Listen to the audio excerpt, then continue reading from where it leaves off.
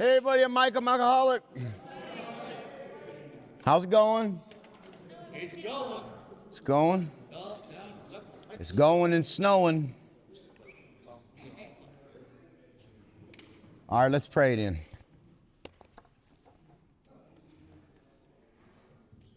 God, grant us serenity to accept the things we cannot change, courage to change the things I can, and the wisdom to know the difference. Amen.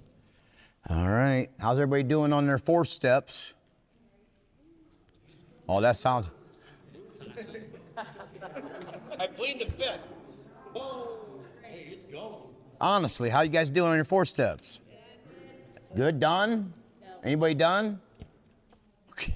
Woo. All right. I got a trivia question for you. If you are a size medium. If you're not a size medium, you can't answer the trivia question. Not me. Steve, that's not for you.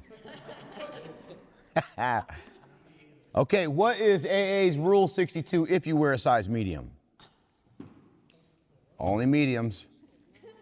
What's what? AA Rule 62. Can I answer it? Give it away?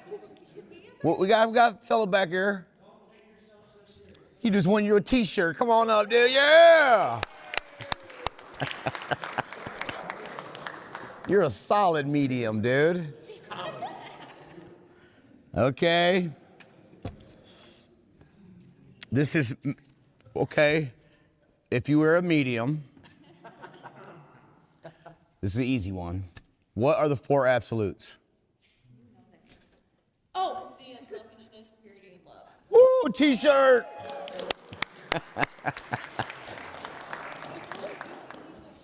All right, that's all I got. Did I give away the sticker? Who wants a damn sticker? You want a sticker? Oh. I need one. All right, here. I got one last sticker. See? Stickers go crazy. Someone gave me for mine out. So I'd like to thank everybody for coming out. I know the roads are rough. It's nasty out there. So thanks for coming out tonight.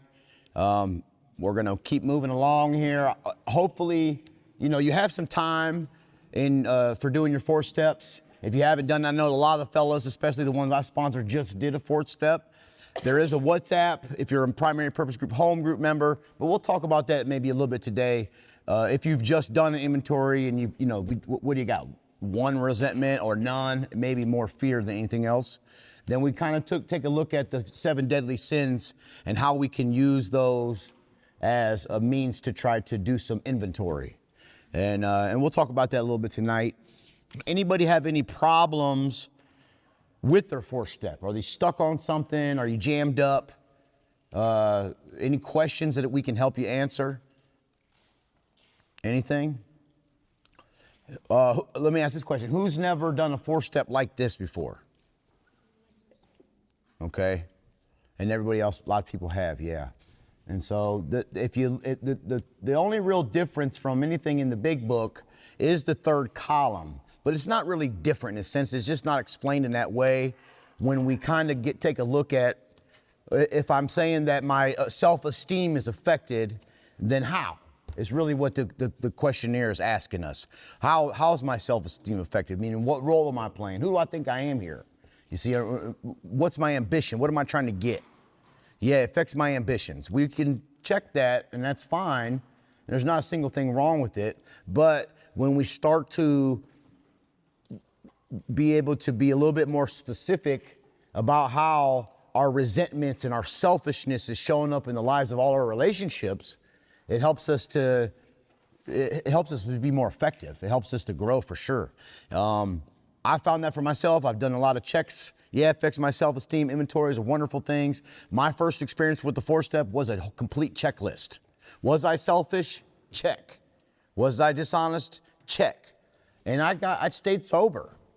But it just wasn't enough. And I don't know if it had been enough. I don't know. Luckily, by the grace of God, I was introduced to some big book people who are doing things a little bit different. I heard people talk about the big book from the podium. I had the big book, but I heard people talking. They're sharing their stories about things from the big book and how it changed their life. And I didn't have that experience.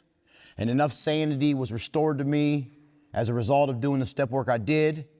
where I could be open to, hey, I need a little bit more. Because what happened was I started feeling like I always start feeling right before I always went back out. Does that make sense? You just know. Like, oh, I remember feeling like this. It ain't good. And I had enough sanity to be able to identify that and say, oh, I'm not gonna make it. I gotta do something more. And so I went to a big book workshop and did what they did there, and it changed my life. It changed my life. And so, yes, ma'am? Hi. I do have one question. So, with the one part, I've always done my first step kind of with a piece of paper that kind of has it worked out. Yeah. But the first time I did it recently was, the one part was how do you get the ball rolling? For the fears? One I don't understand. I didn't understand. I did it to the best of my knowledge, but it still confuses me a little bit what that exactly means. Okay, we're going to talk about that a little bit because I think a lot of people have that same. So thank you for bringing that up. John? Mike, this is not a question. This is just something I was going to share. I did my steps back in 2016. This is, I've been applying the steps in my life, since then, but I really haven't done a lot with 4, 5, 6, 7, 8, and 9. Mostly 1, 2, and 3, and 10, 11, and 12 on a daily and regular basis. But the only thing I was going to share was when I went through the steps in 2016, my 4th step was basically a resentment inventory. I don't know, my sponsor had 28 years sobriety when I first met him and asked me to be my sponsor. I don't think he had done the fears and the sex inventory. We were going by the book, the columns in the book. It only shows basically the resentments in those columns. I know it talks about the fear in the sex inventory. I'm just letting you know, that's all I had ever done. Yeah. And meetings, I hear people talking about doing the sex inventory, the fear inventory. So this is the first time I'm doing it, and I'm glad that I'm doing it. Thanks for sharing that, John. That's a lot of people. I talked to me and Aaron were on the phone earlier today, and we had a similar conversation. How we were going to meetings and we'd hear stuff maybe on a speaker tape, or very once in a while we'd hear somebody from the podium share experience that was from the big book, and it was like, where do I find this? What are they talking about? You know what I mean? And then you have not everybody, but how we kind of talked about earlier, like stay away from Mike. He's a big book thumper. You know what I mean? Don't go around that dude. You're in rehab and your life's hell, but stay away from the big book thumper guy, right? If you're new, then big book thumper is a bad thing, right? And so you just don't know better unless you hear it. And so depending on what your sponsorship lineage is, it's going to have a lot to do with how you work the steps, obviously. We have what's confusing to me, which I probably will never be settled with. I could speculate on what the answers are, but what's confusing to me is we all have the same book. We got the same exact book. You go to this meeting, you go to California, you go to Alaska, wherever the hell you go, North Akron, West Akron, South Akron, we got the same damn book. And you would not be, and I know there's different brands of AA and there's different groups, and that's a wonderful thing. I really do believe that. There's different kinds, more of a, like a orthodox AA. There's more of like a have fun type of AA, whatever. I think those are great things to reach as many people as we possibly can. But what I don't understand is how we have so many different messages. You see, and I talked about that. We had a general service conference in a Box 459 article. They talked about, hey, what is service work? Well, service work, by definition, as far as Alcoholics Anonymous is concerned, is anything that helps carry the message. Well, everybody agreed on it at the general services conference. We all agree, 100%. But then they took it a layer deeper and they said, well, okay, what is the message? And then there was 1,000 different opinions about what the message was. I don't know. Is that good or bad? I don't know. I just know it worked for me, and I just happen to keep it simple. And as far as and some people think, Mike, you're making too much out of this. I'm just doing what's in the big book. It seems to work out very well for me. It seems to work out very well for other people. When I got off track in sobriety, the lady did a talk last night. If you wasn't here, you missed it because she just killed. She talked about being sober and hitting these walls or hitting these bottoms sober. But the program is just powerful. And there's no other book. You know, our alcoholism and our arrogance is just so powerful that we can take the spiritual principles and we can wrap our selfishness and our alcoholism and we start using them selfishly and they quit working. And then we're ashamed and I can't tell you what's going on with my life. And that's kind of what this is about tonight, this fifth step. And the quote that you're going to hear is that I'm sick as my secrets. You see, if I'm sick as my secrets, we have a tool for that. We learn that hopefully when you're early sober, when you're doing your fifth step, right? I seen another hand.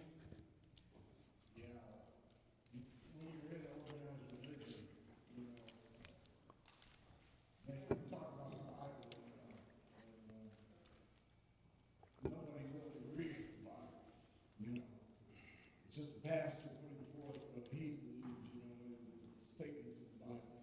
And you can go along with it. Most people don't read the Bible at all. They just go along with the pastor. I think that's what's happening in these AA groups. They don't really read the Bible, and find out what's going on in it, and, they just go along with whatever AA group is doing, think to themselves. Yeah, I agree. I think that, yeah.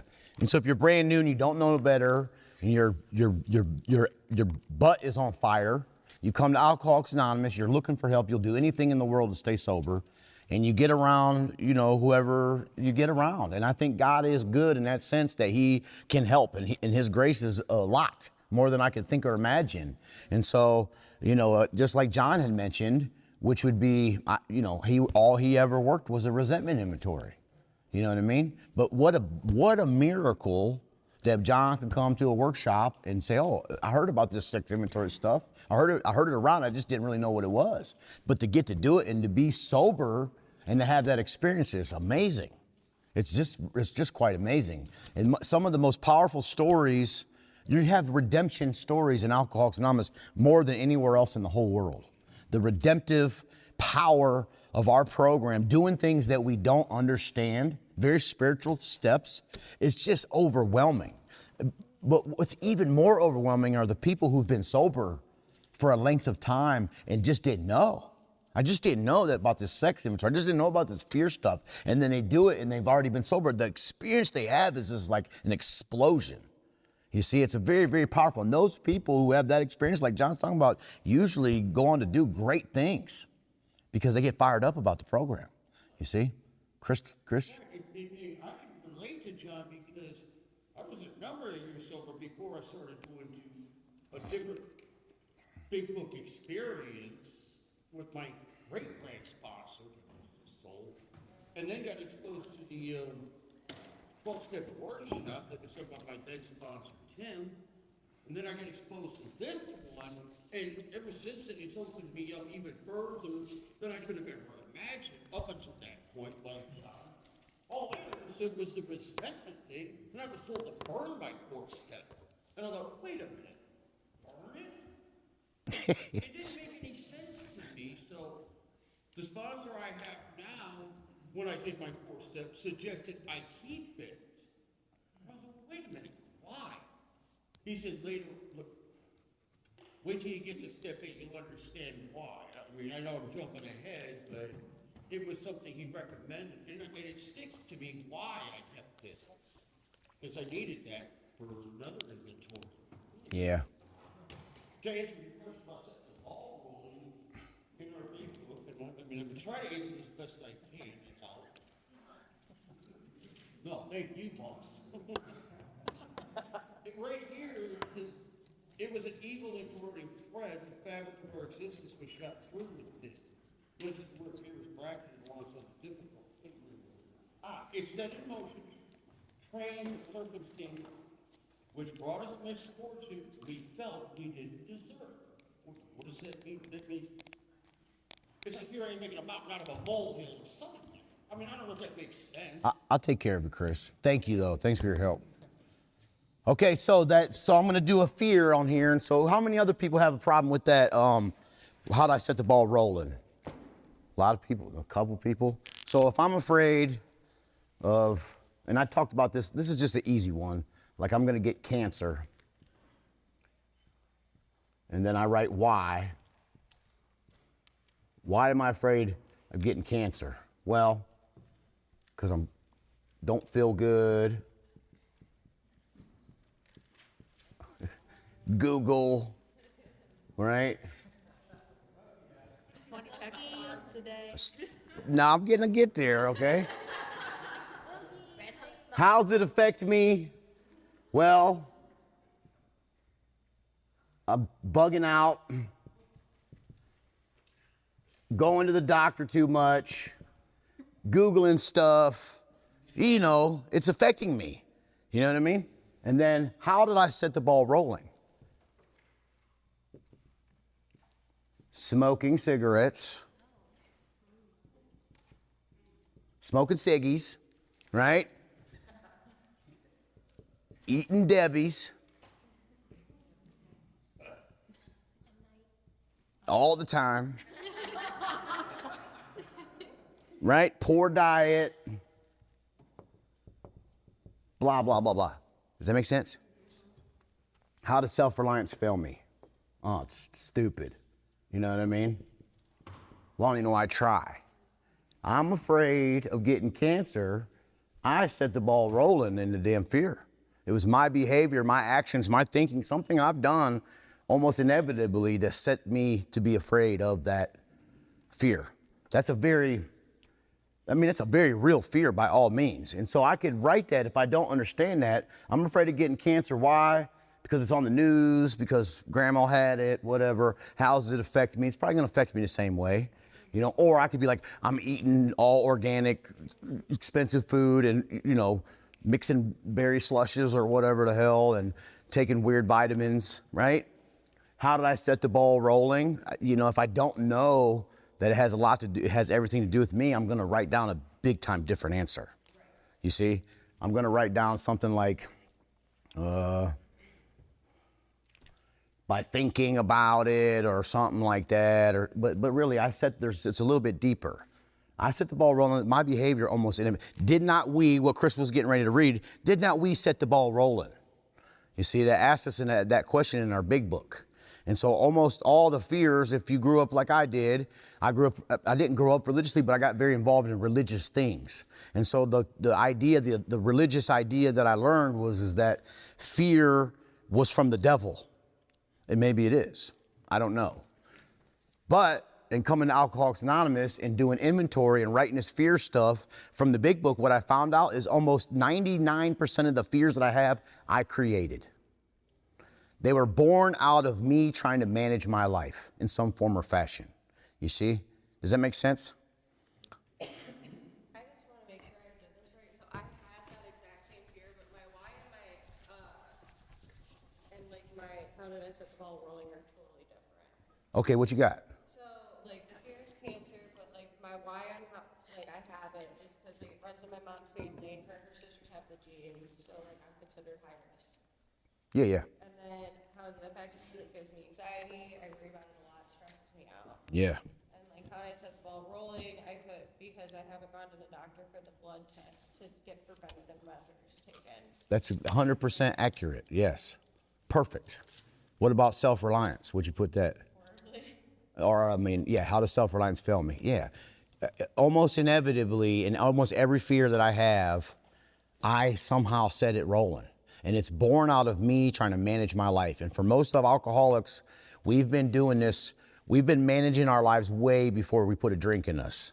Then we put a drink in us and we got a solution from that drink to that emptiness. And it just makes for more managing, more me trying to live by self-propulsion. And when I do that, I accumulate a ton of stuff, right? A ton of fear that I stuff down deep inside of me. And if I'm driven by fears, what the big book says, right, Dylan? Driven by it. There's nothing I can do about it. Not a single thing.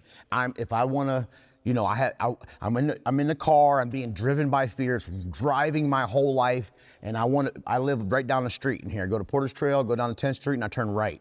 And as much as I want to turn right on 10th Street, I can't do it. Because fear is driving me. It's gonna take me way somewhere else I don't wanna go. And I know, I just gotta turn right and go home. But I just lack the power to be able to do it. And that's for all this stuff, selfishness, resentment, these character defects. I just simply do not have the power to change.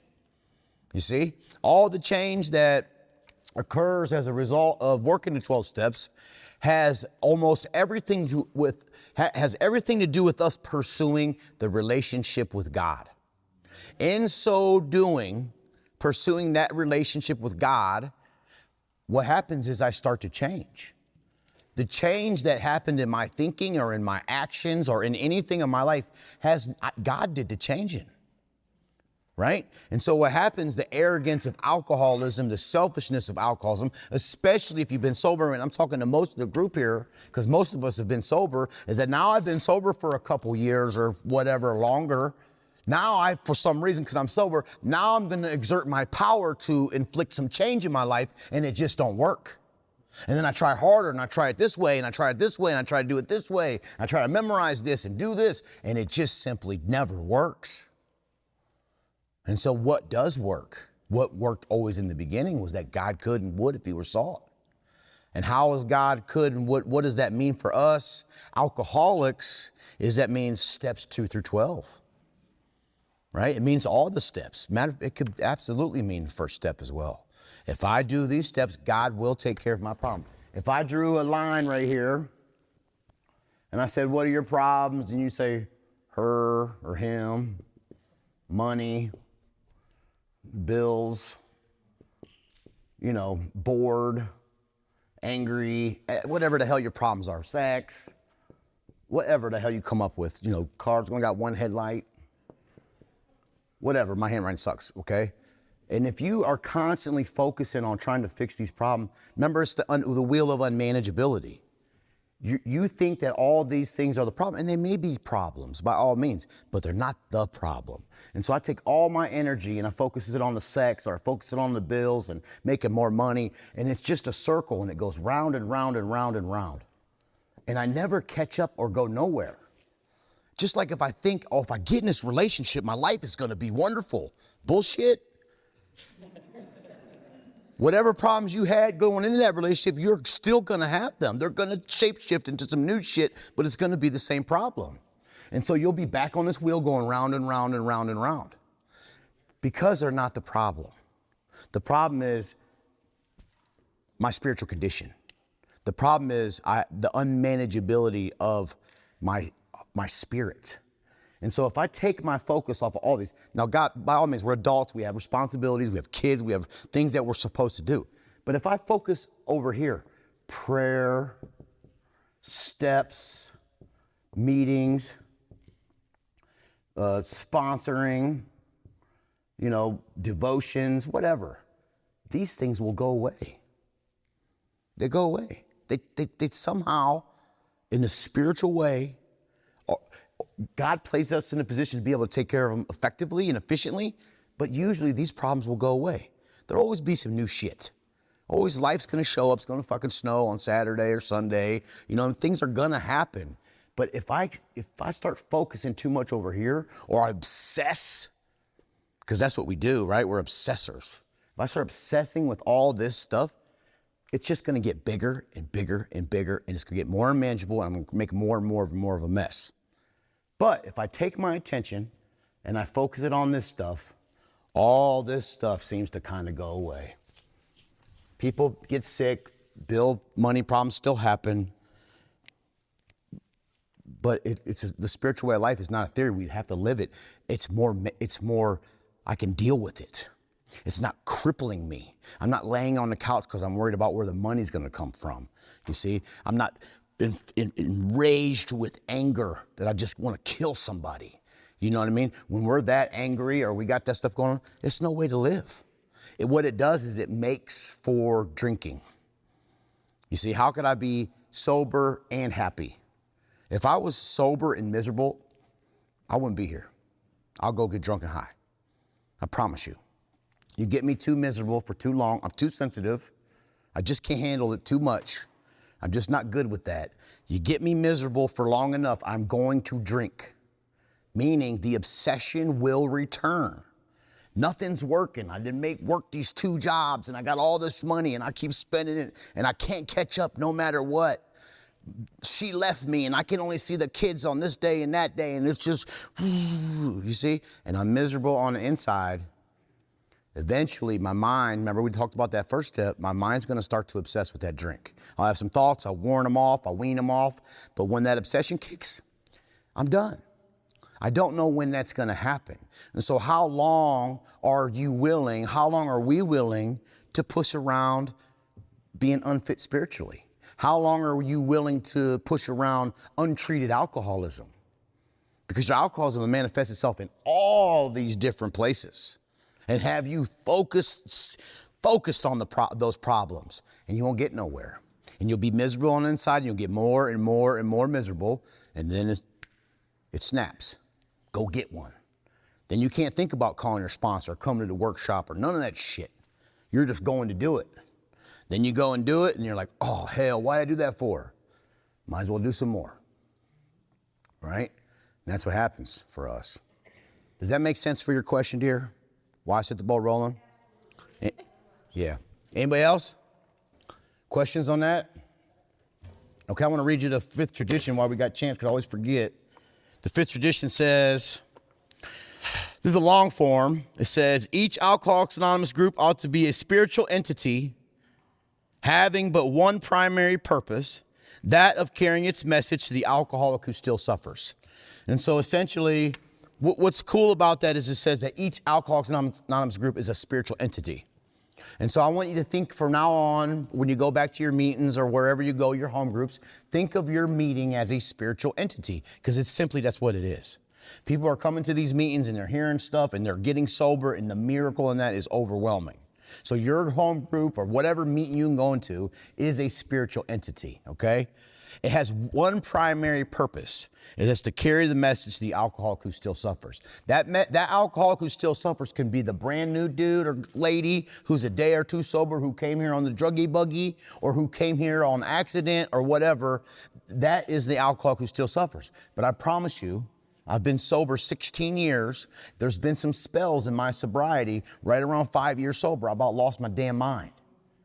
And you see, and I was sick. Real sick. And so thank God there was meetings to help the alcoholic who still suffered, because sober I was the alcoholic who was suffering. You see? And the spirituality of the meetings, let me ask you this question. How many times have you been to a meeting, and now this can happen either way, either it was a lead or a discussion, and you did a talk and you were talking about a certain thing, and somebody came and thanked you for something you didn't say? Has that ever happened to you guys? That happened to me a lot, right? Or you'll be sitting in the meeting and the discussion will be about fear, and you'll get an intuition about something at home that got nothing to do with the topic. That's the spirit, that the meeting is a very spiritual meeting. You see, that happens all the time. You see, people will be at the podium talking about the damn at work, and then I'll think about something about fishing. You know what I mean? There's something very spiritual about our meetings. There really is. There's spiritual entities. Not only that, but I also want you to consider, as a traditional piece, that when you walk into the door of Alcoholics Anonymous and you say that my name is Bob or whatever the hell it is, I'm an alcoholic, at that point you were giving a primary purpose whether you liked it or not. At that point you were given a primary purpose. My primary purpose is to stay sober and help other alcoholics achieve sobriety. A lot of times we come into Alcoholics Anonymous, we get that primary purpose, we try to get sober, and our primary purpose is trying to find some booty. Or our primary purpose is try to make the marriage work, or try to do all these different things. There's nothing wrong with trying to make the marriage work. There's nothing wrong with trying to find a companion. There's not a single thing wrong with it, as long as it's not your primary purpose. So whether you know it or not, or whether you even accept it or not, by coming to the meeting and saying, my name is Mike and I am an alcoholic, I was given a primary purpose and I am responsible for that. I am responsible to always remember that my primary purpose is to stay sober, meaning to stay in fit spiritual condition myself, and to be helpful to other alcoholics who are still suffering. Every meeting that we go to, it's not for me. I do not go to the meetings for me. I am not going to any meeting anytime. It's been such a long time since I needed to go to the meeting because I needed to suck something out of the damn meeting. I have worked the 12 steps. I had a revolutionarily powerful spiritual experience, had many, many, many of them. And now I go to the meeting to look to see where I can be helpful, What can I do? Whether it be a comment or pick up some chairs or make some coffee or look for somebody who's got the downcast face, whatever it may be, my job is to be of maximum service. You see, and when I go to the meeting with that agenda, with that purpose, that is when I get the most. I get the most from the meeting. It's such a paradox. You see, by all means, you can go to the meeting and you could be like the hummingbird, suck a little pollen out of the meeting, go to the next meeting, suck a little pollen out of it, and that's fine. You're welcome to do that by all means, but I want you to know that the program and God are just way more powerful than that. You see, and that lady said something last night, which was Chris Richards' sponsor. She said she went up to the man and said, "I seen God in you." And the man was wise enough to say, "You only seen a reflection of me of what you already have in yourself." That was the damn juice. You see? So there's no, that was just so profound. It's just such a great way. You can write about that for pages and pages and pages, because we all come here. There's no one greater than another. We're all, what Roosevelt, my buddy, would say, spokes in the wheel. There's no big I's and little U's. That's how he says it. And he says it all the time because it's absolutely true. You see? And that's going to lead us up to this fifth step here. And so we're all capable of that. And I would hope, my prayer for you and the workshop and all the stuff that we do is that you will go to the meetings and do the same things so that you can experience the same things, right? We made a decision. I made a decision to what? Give my will and my life over to the care of God, meaning that I'm no longer my own business anymore. And now I am God's business, and now my responsibility is to go out and try to be helpful. Obviously, I'm supposed to work the rest of the steps, stay in fit spiritual condition, and do what God would have me to do. And consequently, what I found for myself is when I do that, God takes care of all my needs. Not only does he take care of all my needs, but I catch big fish and shoot big deer and go on vacation and do some cool stuff. You see what I'm saying? And I'm not just saying God's going to make sure your bills are paid. God's going to make sure you have a full and abundant life. I promise.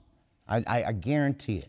Sure, things are going to happen. Relationships are going to fail. People are going to pass. Sickness is going to come. Life is going to show up. But God can get you through all of the things. And if I just focus on it and obsess with it, it's going to be an unsurmountable problem. But with the Creator, with God, when I'm current with the Creator, then that big problem that seemed like this so big, maybe that problem stays that big, but I get bigger. And the problem doesn't seem small. You see? Okay, let's talk about this fifth step. Okay. Any questions? Nothing?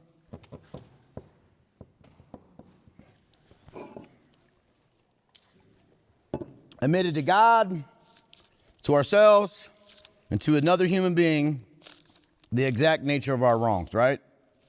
Okay, so we wrote our 4 steps, these areas in our life, this resentment area, this fear area, and this sex and conduct area. Somehow, especially when you really write about your conduct, is going to cover your whole life. From the east to the west, from the left to the right, your life will to some degree be covered in this inventory piece, right?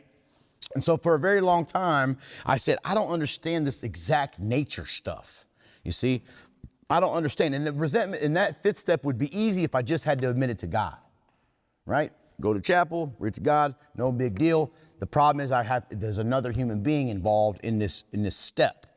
There, my ego is challenged. I do not want you to know that I'm not perfect, even though that you already know that. In my mind, I have an idea. The big book's going to talk about a stage character, right? I don't want you to know all the ins and outs about me. So it's very tricky and it's very hard to do. And so this exact nature, what it says, the exact nature of our wrongs, what are the exact nature of our wrongs? So most of us, like the 4th step when it talked about, it says in the 4th step, this is as far as most of us had ever got. Meaning I'm resentful at Bob because Bob stole my shoes. It affected my self-esteem, my financial security, my ambitions, and that's as far as I ever get with any resentment. I'm never capable on my own strength without a program to get farther than that. And I stay resentful and I stay sick. And then I say, I'm going to forgive. I'm going to will a spiritual principle. I do not have the power as a human being, in my experience, the arrogance for me to try to practice spiritual principles in my human strength is just, it's outstanding. You see, many of us had moral and philosophical convictions galore, but we could not live up to them no matter how much we wished or we tried.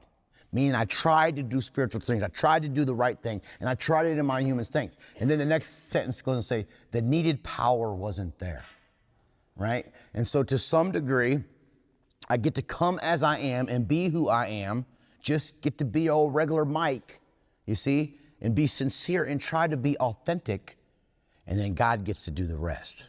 You see, I'm not capable of practicing spiritual principles in my human strength. What am I capable of doing? I'm capable of pursuing the Creator, and in the fear portion of their big book, it's going to say that I'm supposed to allow God to demonstrate through me what He can do. I'm such an alcoholic and I'm so arrogant and self-centered that I, at times, am going to try to demonstrate for God what I can do.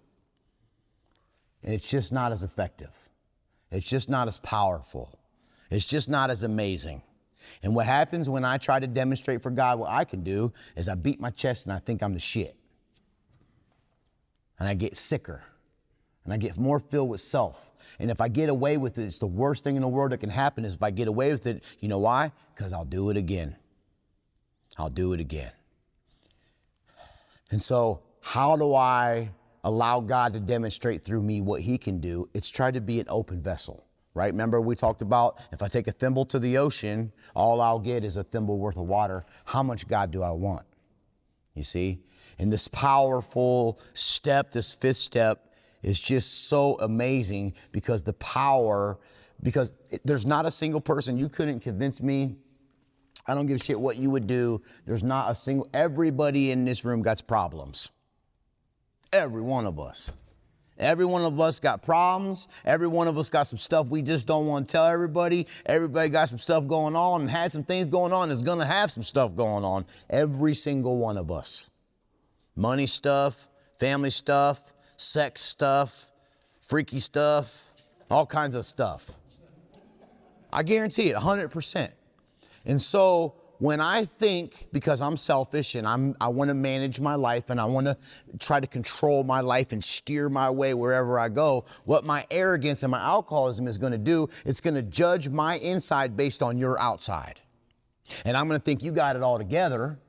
And God forbid I tell you that I really don't got it all together. You see, the power in confession, if you want to call it that, in admitting that I am wrong, in admitting that I was selfish, in admitting that I was resentful and dishonest, the power in that is overwhelming. And I really believe that if we grasped as a community, or even as myself, if I could really, really get a hold of, Mike, if you just be completely clear of all that stuff and all that stuff that passes through your mind, how much more God could use me and do with me would just be overwhelming. You see? But I struggle every day, and we all struggle every day with alcoholism. It was just me. Mike is simply out to kill Mike. You see? Having made our personal inventory, what shall we do about it?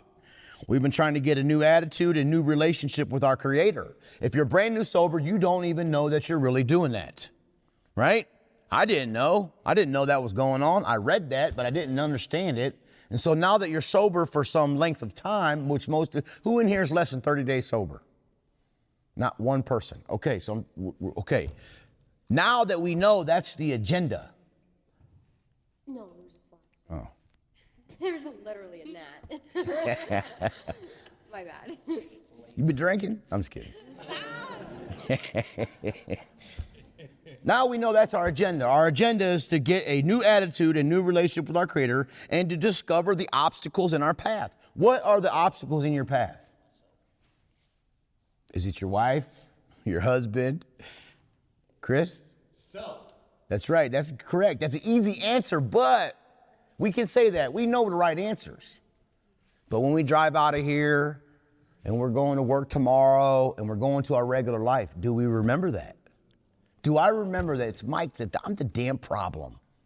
Even though it seems like them, it's really me.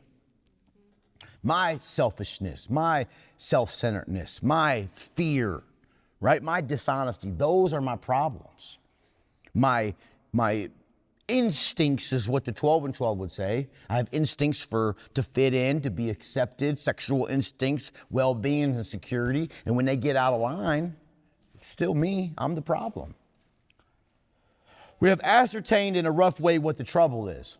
To some degree, for the first time in my life, or if I've been sober for a while, I get to see myself as I really am on this inventory.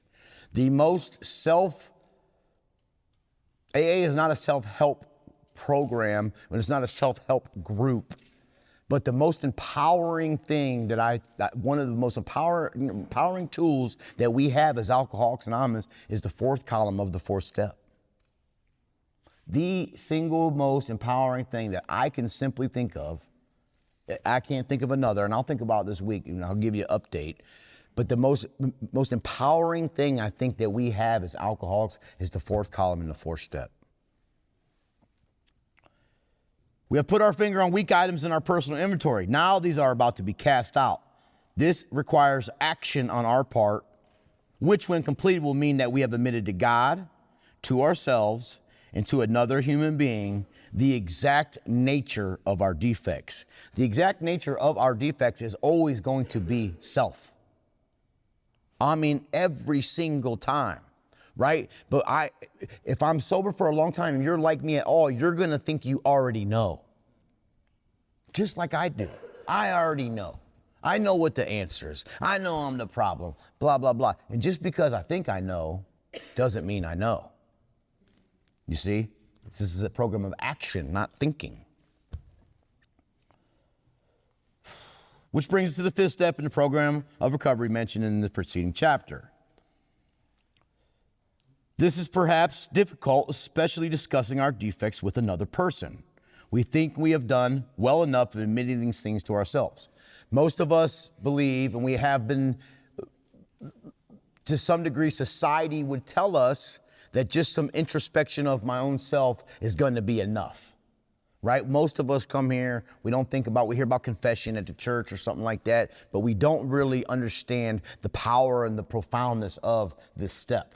And as a practice as a way of life and how awesome it can be. We think we have done well enough in admitting these things to ourselves. There's doubt about that. In actual practice, we usually find a solitary self-appraisal insufficient. Meaning, if you find out that you've been selfish, and have no admittance to another human being and a God, is it good that you found out that you've been selfish? Yeah, it's not terrible, but the power comes in the admitting. The power comes in, because what happens if I tell you I'm afraid, and guess what you do? Oh, maybe I can tell him about my fear. Oh, he got resentful? Maybe I can tell him about my resentment. You see, we were born for community and relationship, I'm telling you guys, and this is key. We're all walking around life like we all got it all together, and none of us do. You see? We're all, what Lecrae said in a song, we're all broken acting like we're not cracked. We're all broken pieces. You see? Beautiful imperfections. We're all broken in some way or another. And so we all are. Not one, nobody's got it all together, none of us. Okay. We will be more reconciled in discussing ourselves with another person when we see good reason. Why we should do so? The best reason, first, if we skip this vital step, we might not overcome drinking. Time after time, newcomers have tried to keep to themselves certain facts about their lives. If you're trying to get sober, and what they're writing about here, and the author said a lot of times the newcomers don't want to admit everything in their fifth step. They just don't want to do it. But I want you to think of, because most of you people in here are sober, and have been sober for a while, and if you change that word, time after time, we alcoholics have tried to keep these certain facts about our lives to ourselves. Think about that. Think about that for yourself. What areas of your life? Now, you should not be going and telling everybody everything. I don't think that's wise. But you can't save your face and your ass at the same time, right? I do know that. You see, and so it's better, to be honest, I do believe that, but not, I just don't think that all your business should be out there. right? I just don't. So you should have people you can trust. How many times have I in my life been sober and I've tried to keep certain areas of my life to myself and not discuss them with nobody else? I tried to do just like I always did, which Big Book would say was an old idea. I bring my old ideas to my new experiences, right? And so just like when I was drinking and doing the things I was doing, if I start acting a certain way or doing certain things in alcoholics and I'm sober, then I'm going to bring that old idea to my current life today, and I'm going to do what I always did. I'm going to try to stuff it down deep inside myself and act like it never happened. The problem with stuffing it down deep inside myself is it don't really go anywhere, and it only festers. And here's what else. And if I practice this stuffing as a way of life, what happens is, this is a problem, I stuff it. Okay, I got away with it a little bit. Now this problem, I'm going to stuff it. Now I'm compounding things inside of myself. I can't even see the first thing I stuffed, but it's still there. It's still there, nevertheless. Invariably, trying to avoid this humbling experience, they have turned to easier methods. Almost invariably, they got drunk. Having persevered with the rest of the program, they wonder why they fell. We think the reason is that they never completed their house cleaning. They took inventory all right, but hung on to some of the worst items in stock. They only thought they had lost their egoism and fear, and they only thought they had humbled themselves. But they had not learned enough of humility, fearlessness, and honesty. In this sense, we find it necessary until they tell someone else all their life story. So, we learn this, we write our 4 steps, especially if you're new sober. You schedule, you do a 5th step with your sponsor or whoever you do it with. And we learn that and we walk away from them 5th steps enlightened. Mostly, I've never heard someone say, oh, that 5th step sucked. I have not heard that yet, right? Oh, that was fucking terrible, right? I've never heard that. It's probably possible, but more times than often than not, I've heard the new guy say, oh man, that was awesome. I feel so much better, right? Oh God, I'm so glad it's off of me. Oh, I'm finally free. Oh, I finally feel like I'm a part of AA. I feel like I'm a part of the world at last. Thank God. It's most of that. And we learn that principle and the value and the power of that principle. How come we don't do it? How come we don't practice it as a way of life? The reason we don't practice that as a way of life is because we're arrogant and because our egos don't want us to do that. You see, my selfishness will get in the way of that. Okay. More than most people, the alcoholic leads a double life. He is very much the actor. To the outer world, he presents his stage character. This is the one he likes his fellows to see. He wants to enjoy a certain reputation, but knows in his heart he doesn't deserve it. If you got secrets and you're sober, and you could be doing in my experience, I've had secrets sober and been doing all kinds of cool stuff in sobriety, workshops and leading and sponsoring a bunch of guys and sponsoring a bunch of girls even at times in my sobriety, doing all kinds of cool stuff, and go to the podium and tell everybody how good God is and how much he's changed your life, and leave the podium and sit down and feel like a faker. I've done that. I've experienced that in my sobriety where I've been leading. When you do this work, here's what my belief is. If you do this work as clear as it is written, you will get sent out. You will get sent out to carry the message in some form or fashion. Some people, it's different for all of us, right? And so there's been times in my sobriety, I go to the podium and give a great talk. I mean, just great. People come and pat me on the back and tell me how awesome I am. I'll be sitting there feeling like a piece of crap. The reason I feel like a piece of crap is because the secrets that I've kept inside myself. And so even though the talk was great, even though people were helped, my alcoholism is not going to let me, when one hand reaches out to another, God is in the middle. You see? And so for most of the part, as long as I'm free of those secrets, when I am helping another alcoholic, I believe that God is there. And as much as the crowd or the people may be juiced up, I get just as juiced up, right? I get just as juiced up because God is there. What keeps me from that is my own sick secrets. He wants to enjoy a certain reputation, but knows in his heart he doesn't deserve it. The inconsistency is made worse by the things he does on his sprees. Now, I want to read this to you. Sprees, by definition, is a spell or sustained period of unrestrained activity of a particular kind. Now, I know in our big book it's probably talking about drinking, but if you've been sober for a while, you can take that spree and apply it to whatever you want to. Gambling, sex, working, laziness, whatever you can come up with in your, however you identify with the spree. What sprees, how about let me ask you this question, what sprees are you going on sober? What you say, Aaron? What sprees are you going on? Because the big book says he is revolted at certain episodes he vaguely remembers. These memories are a nightmare. He trembles to think someone might have observed him. As fast as he can, he pushes these memories far inside himself. That is our old idea. All of us. We all have the same old idea when it comes to this. When I get ashamed of things I do on my sprees, sober, I'm going to do what I did when I was drinking. I'm going to push it down deep inside myself and hope it never sees the light of day. And I'm going to be sick. The problem with doing that is it grows. It starts infecting other areas of my life. It affects my work and my home and my fun and all these different, my money, all these different areas will start to be affected by those. He is under constant tension and fear, and constant fear and tension, the big book says, makes for more drinking. You see? Okay.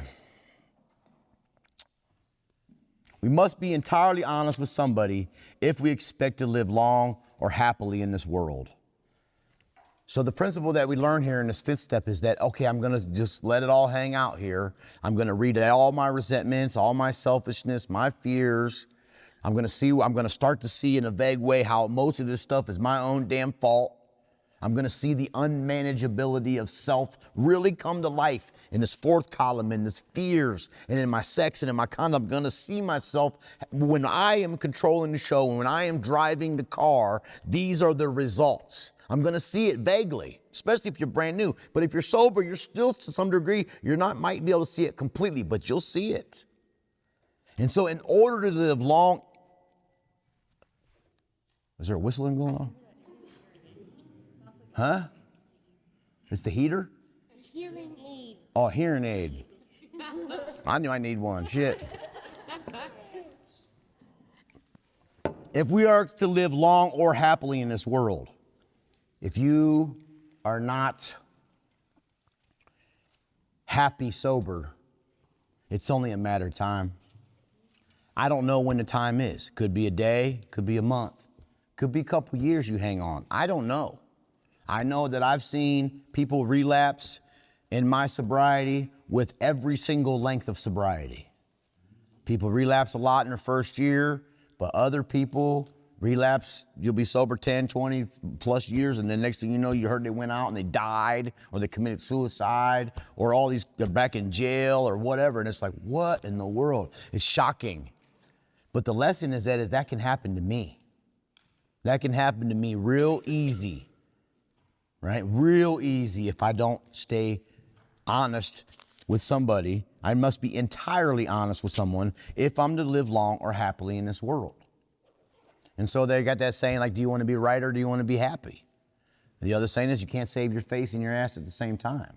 I'm not saying you got to tell everybody everything, but you got to have at least somebody you can tell everything to. You see? And I'm going to be apprehensive, especially when I've made some stupid mistakes sober, I promise you. Stupid ones. And I've been very afraid to tell people stuff about what's going on in my life. And every time I've done it, even if I've blown it on and done it on purpose, and I've called somebody, what I found out is a very, very powerful principle is that no matter if I made a mistake, and even if I made it on purpose, I don't have to go through alone. I never, ever have to go through alone ever again. You see? And so to some degree, you're going to think that you think like me. And meaning I'm extremely judgmental, right? Alcoholics are the number one most judgmental people in the world. We are constantly, why they do that? Especially you girls. We just are. I don't mean that. As men are extremely judgmental too, I promise you. We just are. And so when I'm being judgmental, it's going to make it harder for me to tell you the truth about myself because I think you're judgmental just like I am. Aaron, did you have your hand up? Yeah, so when I walked back in, I kind of did it right when you were talking about sprees. And I just did it like, anything from anger sprees to gambling sprees to, sex sprees, and the list goes on. Gone. In recovery. Yes. I'm not talking about an active, I'm talking about an untreated alcoholism, So, I just felt compelled to mention that because it becomes normal, and like I talked with you earlier today, the difference between myself and Kent, or you, or, Chris last night is when we go and hit in sobriety, I'm always on a spree of some kind and being dishonest by not telling people, I inevitably go use. That has been my experience. When the shit hits the fan, I don't run to God. You know what I'm saying? I run away. Yeah. And I'm saying, hey, here, as a result of that. Yeah. Aaron's, Corey? Emotional sprees. Depression. He beat you to it? Violence, where it's like you can put on that facade of being, like people come up and say, you all right? Like, yeah, I'm all right, I'm all right, I'm all right. Because because being a man, and it took a while for me to just let my guard down with that. Nowadays, it's like when someone asks me if I'm all right, I'm like, no. Yeah, there's absolutely, Chris. Thank you, Chris, Corey, Aaron. The sprees are just whatever. I mean, you can identify with your spree. It could be, there's nothing new under the sun by all means, but we're going to do different things. You see, we're going to go on different sprees. We're going to isolate, You get untreated alcoholism is going to want to isolate you. That's one of the first trick moves it's going to try to pull on you. The okey doke, the banana in the tailpipe, right? It's going to try to get you by yourself. And once you're by yourself and you're untreated, the wheels just start going. And it just gets worse and worse and worse. It's a setup, you see? Anybody in here, if somebody was suffering with a secret, to whatever secret it may be, and one of you came to each other and said, I got to talk to you, I got something going on, and it's killing me on the inside. Wouldn't you not honor that? Wouldn't you respect that? You see, it's more respectable. It takes more courage. There's more power in that than me trying to play like I got it all together all the time.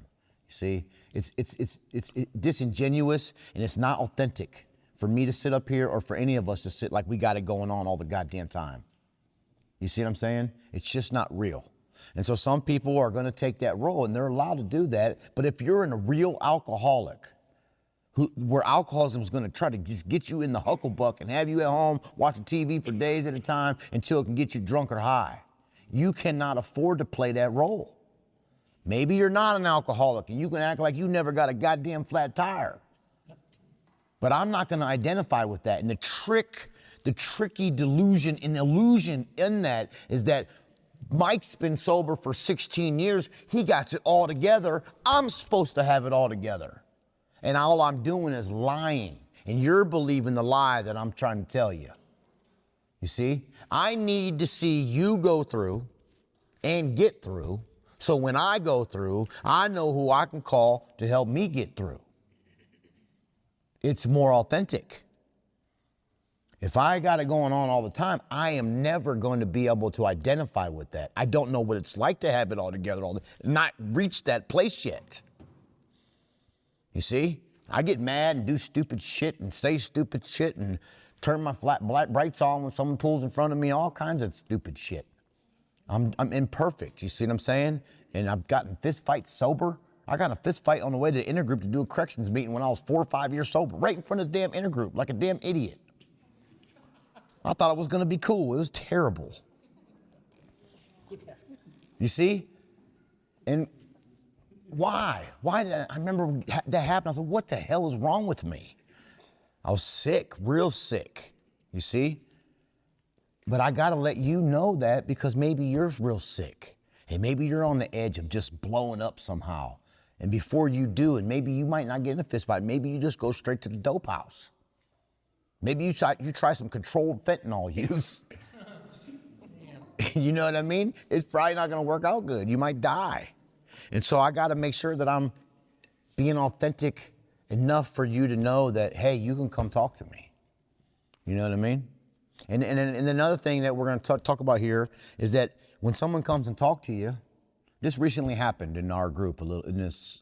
If somebody, men and women, this applies to all of us. If somebody trusts you to tell you their secret, how fucking dare you tell somebody else? I might bust you over the head for that. Sober. And I know we're all sick, but damn, come on, folks.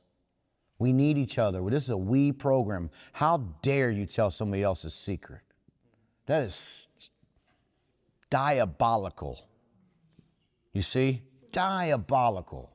And do I believe that the person who may have done that or who does that, they're sick too, just in a different way from me? I have to think that. Right? I have to think that. But come on.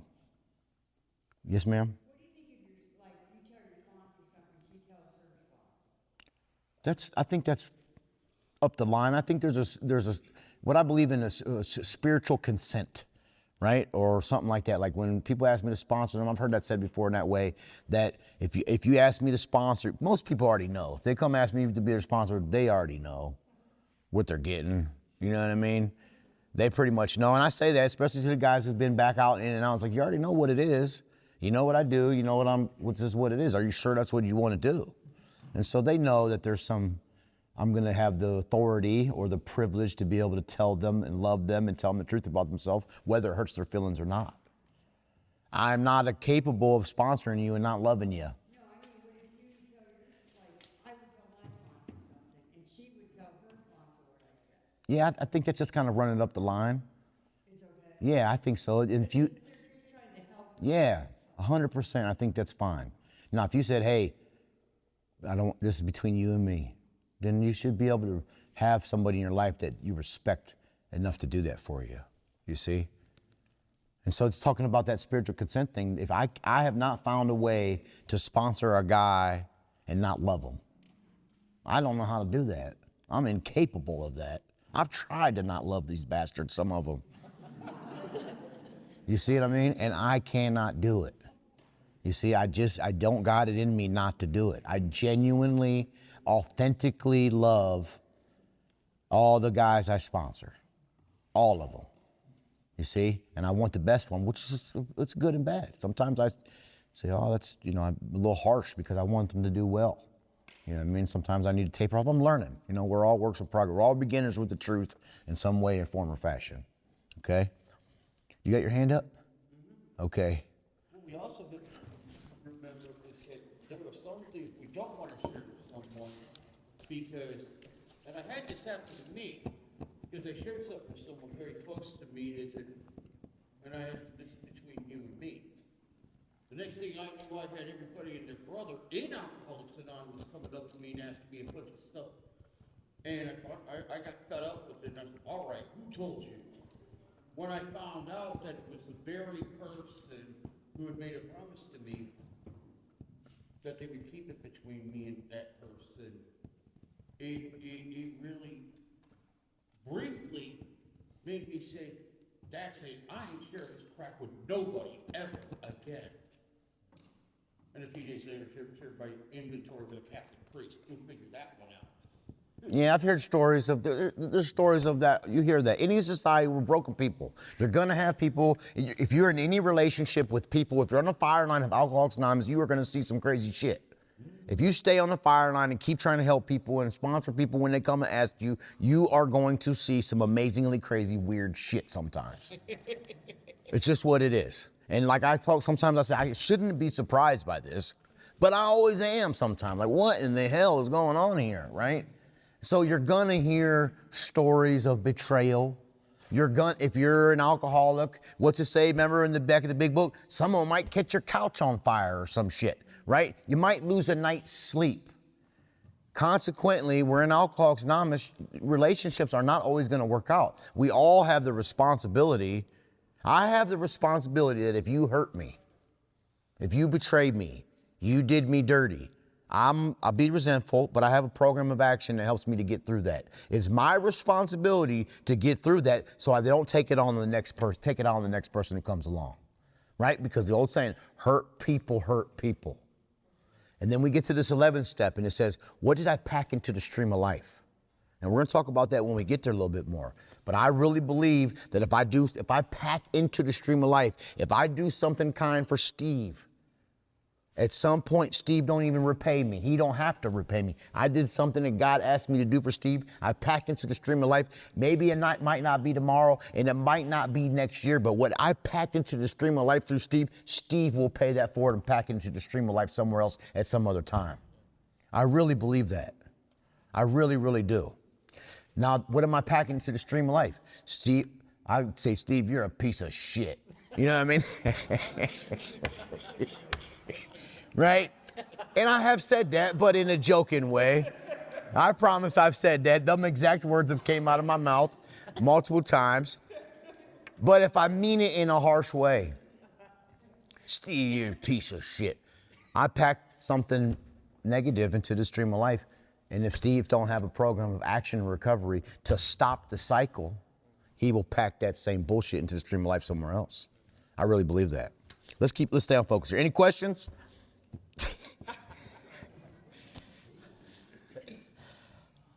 If we cannot or would not rather do this, we search out our acquaintances for a closed mouth, understanding friend. Perhaps our doctor or psychologist will be the person.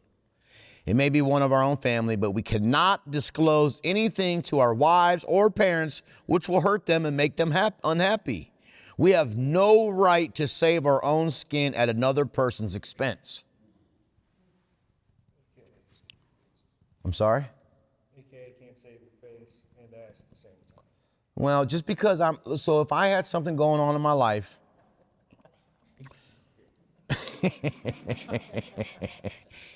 and I need to get it off my chest, the proper and appropriate place for me to do that is probably with my sponsor, and I have some amazing men in my life, right? Go ahead, buddy.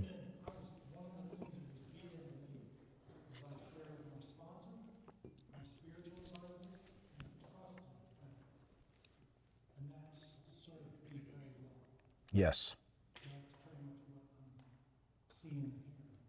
Yes, I agree 100%. And what I was going to say was, it's not appropriate for me if I've been doing some stuff and I need to get it off my chest and it might hurt my wife. Why am I going to confess it to Rachel? It's going to hurt her. You see? I can't save my own skin at her expense. It's not right. It's not fair. It's inappropriate. You see? Okay. Such parts of our story we tell someone who will understand yet be unaffected. The rule is, we must be hard on ourselves, but always considerate of others. Okay, so we come to Alcoholics Anonymous. Sometimes I want to just kind of stay on track here, but I want to talk about proper conversations. And so we learn in this 5th step that what that proper conversation may look like. To some degree, we have buddies. You get around us at the bowling alley, you are going to hear some crazy stuff. I mean, you're going to hear crazy stuff. Making fun of each other in the weirdest, craziest way, and we're going to laugh and we're going to love it, right? And we're able to do that because we have a camaraderie. Does that make sense? But when I have something going on in my life, if I have a fear or resentment or these things that I'm uncovering in my 5th step, the proper conversation is, I need you to tell me the truth. Mike, you're mad at so and so. You're fearful. You need to get through this resentment. So we got to be a part of the solution, right? Sometimes we can talk about our problems. Then what happens when we talk about our problems so much, they get to be more problems. I create more problems, and there's no solution in it. And so the proper conversation for all of us alcoholics, we're just one blind beggar trying to show the other beggar where the bread is. And so I am responsible that if I hear you talking about something going on, I have to say, hey, sound like you got a fear of this or fear of that. Or no, bullshit, that's not true. This is the truth. And so we have that responsibility as members of Alcoholics Anonymous, especially we have relationships and friendships now, you see? And sometimes we get into relationships. I've been in some relationships sober where there was zero accountability. And it was almost like, I think Mark Houston is a guy I look up to. He said, oh no, it was Joe Hawk. And he said, we get in these relationships and we sign contracts, unwarranted death pacts. Meaning, you don't tell me nothing about what I got going on, and I won't tell you either. And if you blow it, I ain't gonna say shit. And if I blow it, I don't want you saying shit either. Cool. If you're not an alcoholic, bop till you drop, right? But if you're an alcoholic, my life might literally, that secret, whatever's going on that's manifesting itself in my life through resentment and through fear, might take me out. And am I my brother's keeper? 100% I am. You see, now I'm not supposed to go around and force myself into people's situations, you know what I mean? Unless I'm asked for help or people who I'm close to, we have some kind of a consent around that deal. But I have to be honest with people. And so the proper conversations is, I'm a recovered alcoholic. I'm prone to wander every single day, and you're a recovered alcoholic with the same stuff. We have a little bit of a mutual responsibility with each other here. You see? I can't just let you sit out there and smoke cigarettes and talk shit about Bob all day long and you stay sick. Maybe Bob is a piece of shit, but you're the one who's got the problem. You know what I mean? Okay.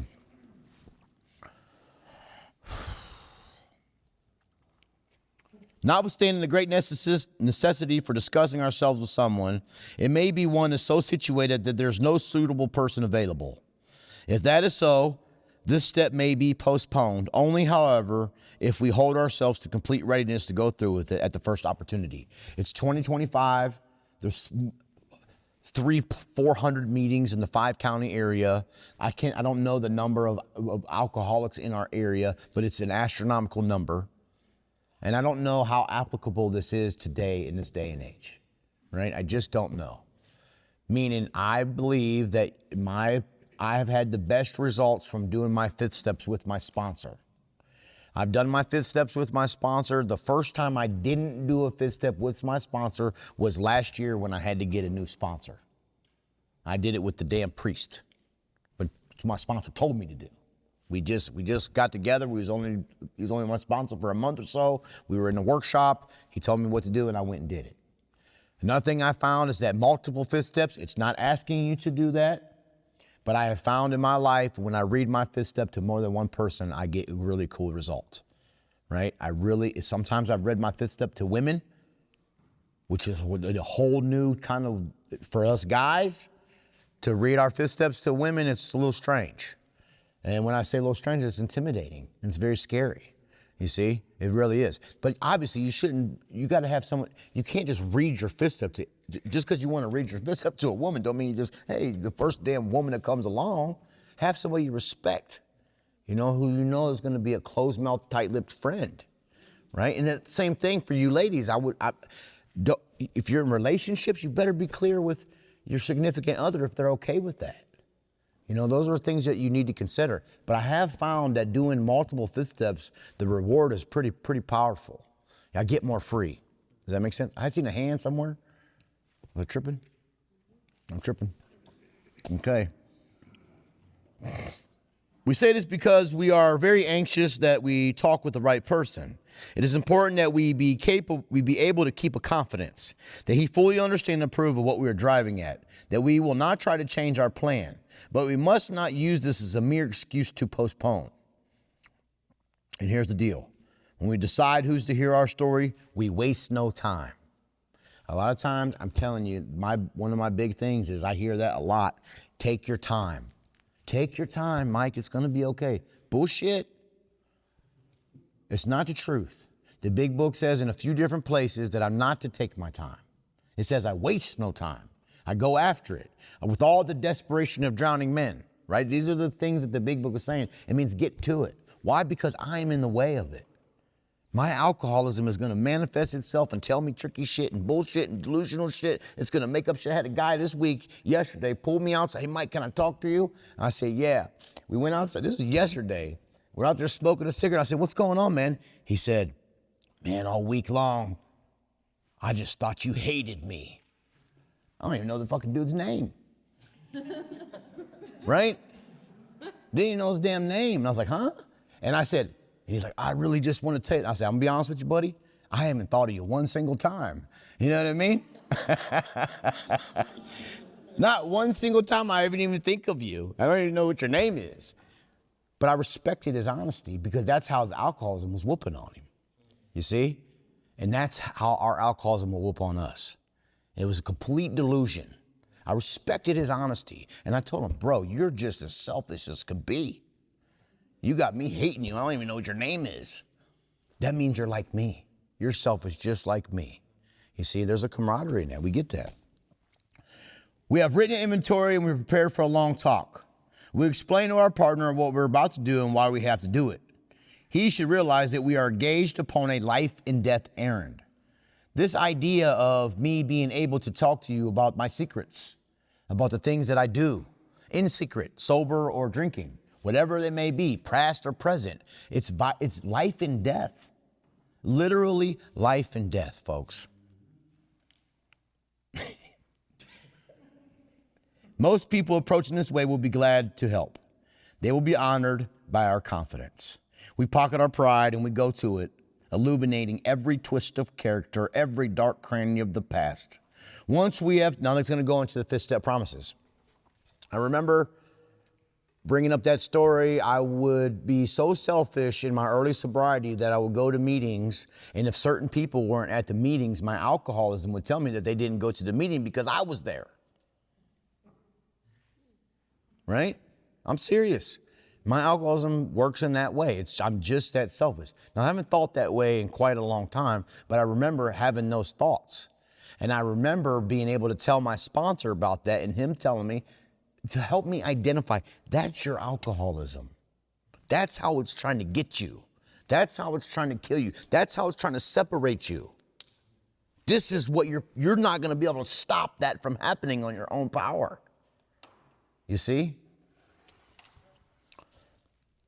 These 5th step promises, once we have taken this step with holding nothing, we are delighted.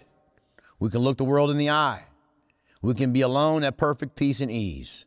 Our fears fall from us. We begin to feel the nearness of our Creator. We may have had certain spiritual beliefs, but now we begin to have a spiritual experience. The feeling that the drink problems disappeared will often come strongly.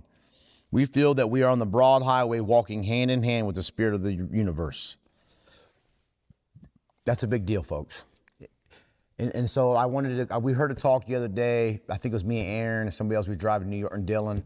And the guy was talking about, are these extravagant promises? We hear the promises read at the meeting, and all the new people on the druggy buggy say, are these extravagant promises? All the new people say, we think not. How the hell did you know? How the hell you ain't never worked no step? How you know? You know what I mean? The truth of the matter is, if you have not gotten to that step and had that experience of them promises coming true, them are 100% extravagant promises. They're overwhelmingly almost unbelievable. Unless you experience them, they are extremely extravagant promises. But you go to the meeting and everybody say, we think not. Look, what shit, everybody know something I don't know? You know what I mean? How'd they get that quick? Right? It's vitally important. I tell my guys I sponsor, this is a big portion, a big part of the 5th step. Returning home, we find a place where we can be quiet for an hour. Now, I'm not so strict that I say it's got to be an hour, but I always tell my guys, it'd be great if you did an hour, had somebody today on the phone said, no, I'll do the hours, what the big book says. perfect. It's got to be a significant amount of time. It's an hour. The big book is asking you to be quiet for an hour. It's important. The reason I'm telling you it's important is because I've not done it. I've done a fifth step and not went home and been quiet for an hour and messed it all up. It got in the way of it. I wanted to hurry up and be around her, right? Did my fifth step, couldn't wait to get home to be around her.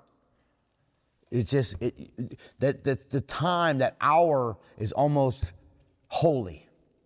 You've opened yourself up. You got your heart, you've opened yourself up. You let some stuff out. That time is for God.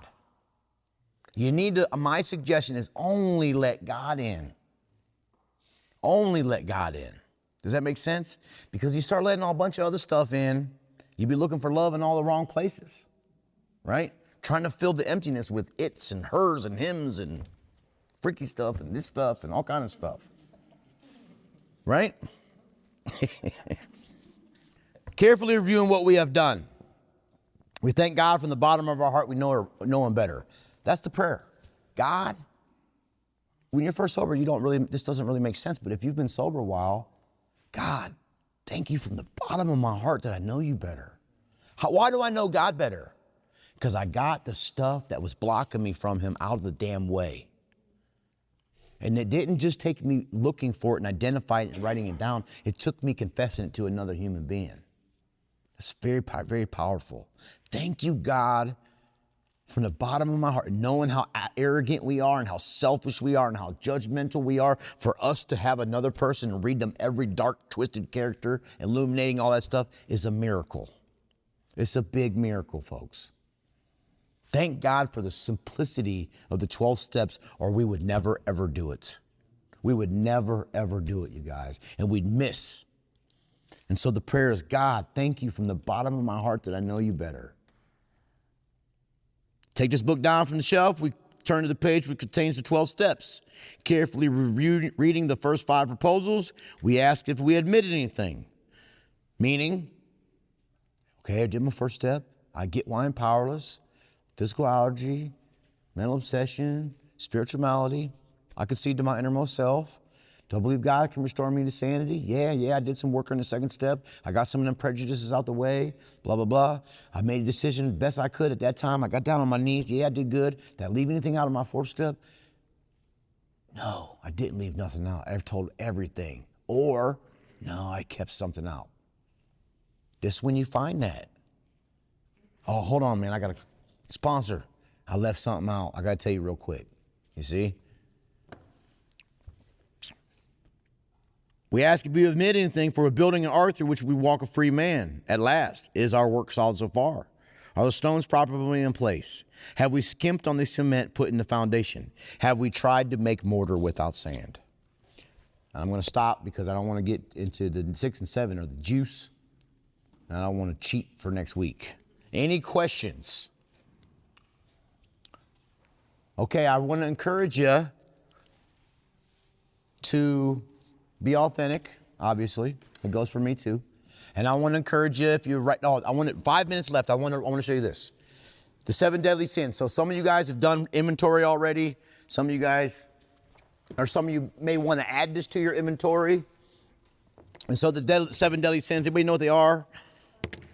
Lust, greed. Okay, this is what I want you to do. These are just 2 the first 2. I want you to write this question. I get greedy because I'm afraid of blank. You do that with all the 7 deadly sins. You might have more than one answer for each one. I get lustful because I'm afraid of blank. I get slothful because I'm afraid of blank. I get envious because I'm afraid of whatever. And all these blanks, after you have all them blanks, then I want you to take those blanks, which are simply a fear list, through the fear inventory. Okay? So if you want to add to your 4 step and your fear thing, that's a really super cool exercise to do. But if you've already a lot of guys I sponsor just got done with writing image. We just come out of the workshop. So add that to your fear, because fear's what? The chief activator of our character defects. It's almost everything's going to be to some degree surrounded by fear. So this exercise with the 7 deadly sins is going to help you come up with some new fears that you might have missed. Okay, any questions? Huh?